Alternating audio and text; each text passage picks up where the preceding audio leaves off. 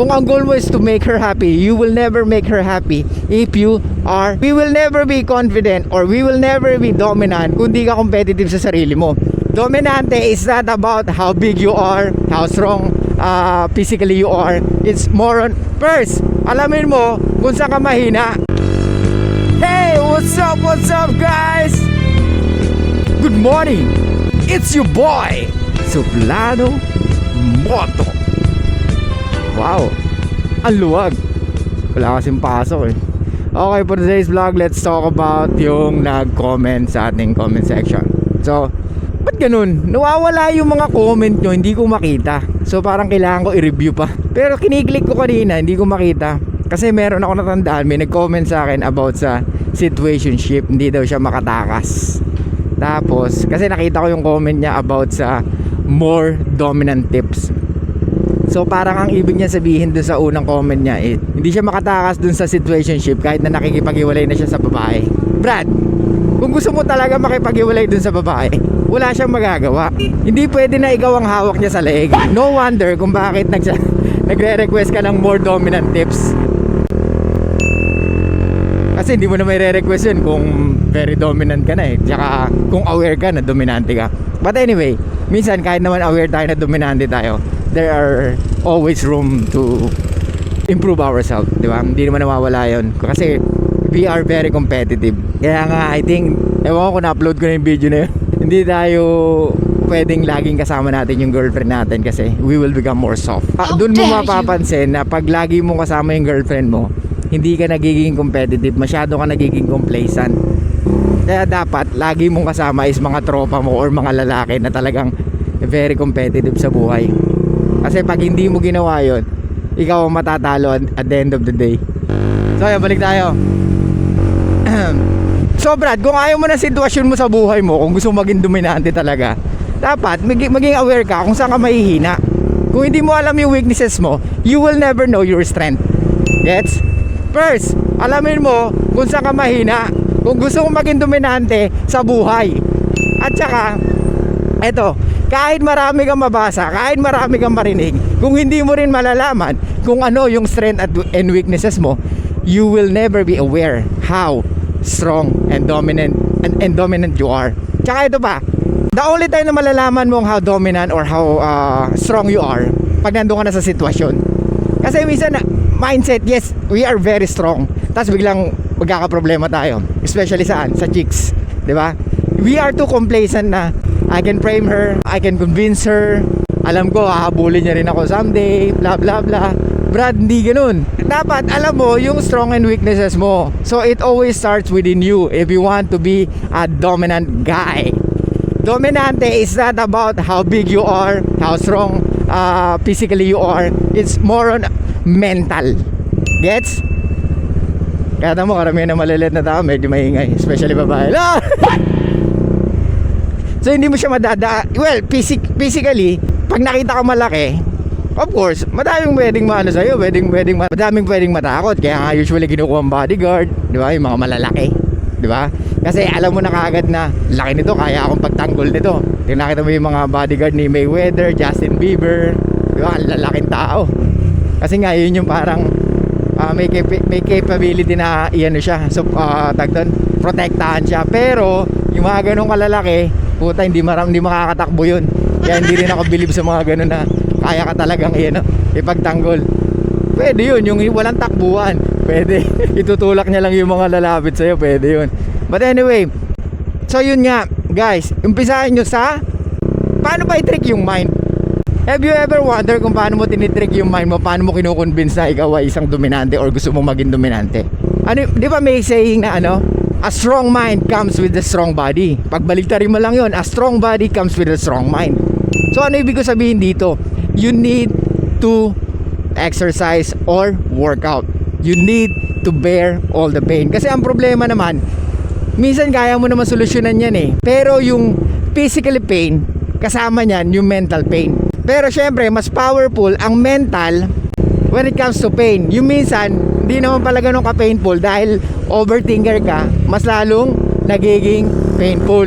Gets mo? Pero yung physical pain, kayang-kaya mong i-endure yan. Kaso nga lang, ang problema, yung mind natin. Gets? So ulitin ko, strong mind comes with a strong body. A strong body comes with a strong mind. If you want to be a dominant guy, then you need to train your mind and your body. You need to start to exercise. So hindi pwede na masyado kang petiks. Tingnan mo yung katawan mo, marap ka sa salamin ngayon. China-challenge mo ba yung sarili mo maging maging malakas? China-challenge mo ba yung sarili mo na ma-achieve yung katawan na gusto mo? Ngayon kung hindi, mag-start ka dun. Mag-start ka sa exercise. And at the same time, marami kang magiging tropa sa gym kung hindi ka pa nag-gym. Lagi kang maghanap ng places na mas maraming group of men.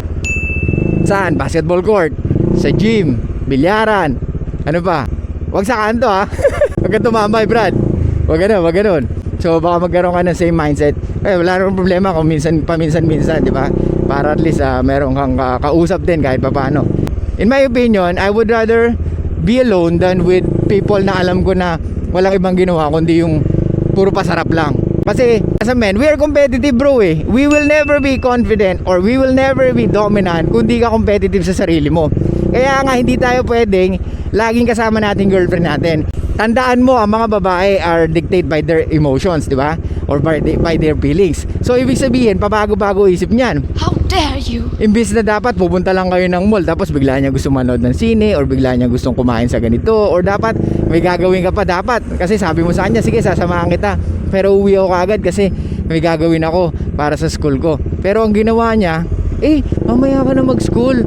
Ano muna tayo? Mamaya mo na unahin yan. Mag-ice cream muna tayo. Or maghalo-halo tayo. Wala na. Di ba? Bro, women are not the same like us. Because we are the one that providing. Pag wala ka na provide mentally, emotionally, and even financially, then, ano mangyayari? Women will look for the best. Tandaan mo, hindi mo naman siya pwede masisi. Gets mo? Hindi mo siya pwede masisi. Kumbaga, women base everything on their emotions na ganun ang naging decision niya. It's your fault na hindi mo sinabi yung totoo na hindi, kailangan nating umuwi kasi may gagawin ako. Gets mo? Kaya nga dapat, you should know how to frame her and lead her. Kasi pag hindi mo nagawa, ikaw ang ipe-frame niyan, Brad. Dadaling ka kung saan-saan yan. Gets mo? Na ikaw mismo, hindi mo na rin alam kung ano ba yung tama para mapasaya siya. Kung ang goal mo is to make her happy, you will never make her happy if you chasing her. Ulitin ko, if your goal is to make her happy, you will never make her happy if you keep on chasing her. The only time na she will be happy is when she's chasing you or when she's following your lead. Kasi doon niya nafe-feel, doon niya nakikita yung self-worth, doon niya nakikita yung ang sarap naman ng nakikita ko siyang masaya because of what I'm doing.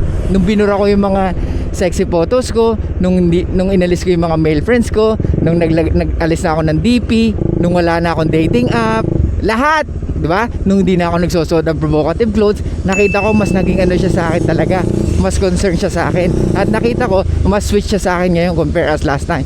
Kaya ang saya di ba ganun? Ganun ang dapat ang nafe-feel ng babae. Kumbaga, yung ginagawa nila is para sa kanila at para sa'yo or para sa relationship. Pero hindi siya nagko-complain. Hindi niya sinasabi na controlling ka. Hindi niya sinasabi na may toxic masculinity. That's BS, bro. Men should be a man. Ladies, allow your man to be a man. Don't teach him how to be emotional. Okay? Kasi hindi ka rin magiging attracted sa kanya or malelesen yung pag-attraction mo sa kanya once na convince mo siya na he needs to be like you. So bro, ulitin ko, if you want to be a dominant guy, you need to start within you. Ulitin ko, you need to start within you. So how to start na maging dominante ka? Pumupunta ka ng gym, mag-gym ka, mag-lift ka ng weights. Kasi a strong body comes with a strong mind. A strong mind comes with a strong body. It always physical pain ang ang basehan natin to endure the pain. Okay? The more physical pain you feel, the more you think na okay, it's really fine. Di ba? Kung sino mga nag-gym dito pag nagbe-bench press ka, di ba? Puta, kaya ko pa eh. Kailangan ko lang ng spotter. No, it's not.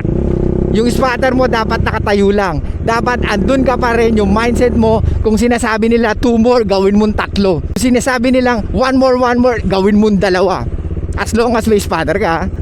Pero let's say, alam mo sa sarili mo, yung lakas mo, huwag kang laging magpe-play safe. Marami sa lalaki ayaw ng leg workout. Because all of you guys are pussy. Diba? Yung pain pa lang na yun, hindi mo na kaya. Tapos gusto mo pang maging dominante. Yung pain pa lang na pagpunta sa gym, hindi mo na kaya. Tapos gusto mo maging dominante. Tanga ka ba? Hindi ka magiging dominante if you don't allow yourself to suffer. Gets? Ulitin ko, hindi ka magiging dominante sa lahat if you don't allow yourself to suffer. Gets? Kaya ikaw, kung trust man baby ka, kung masyado ka na-spoil ng magulang mo, it's not your fault. Pero ngayon, aware ka na, narinig mo na dito, kay suplado mo to, sana matauhan ka. Hindi ka magtataka bakit ang babae ang bagal ng character development? Kasi nga, masyado silang safe or nasa safety place lagi sila or nasa comfort zone lagi sila. Kaya nga minsan or kadalasan hindi nila alam ang takbo ng mundo. Gets? Kaya nga most of women are delusional. Gets mo? Kaya nga pag pinagbabawalan sila, huwag kang pumunta dyan, huwag kang pumunta dito. Eh ano naman, kaibigan ko naman yung mga kasama ko. O, pag may nangyaring masama, ano na, sana nakinig na lang ako. O, diba? Guys, ikaw ang lalaki. At the end of the day, you need to gain more experience and more fucking pain. Paano ka mag-grow kung wala kang pain? Sige nga. Paano? Tell me bro. Kung wala kang pain, pag masyado ka na spoiled, it's your fault.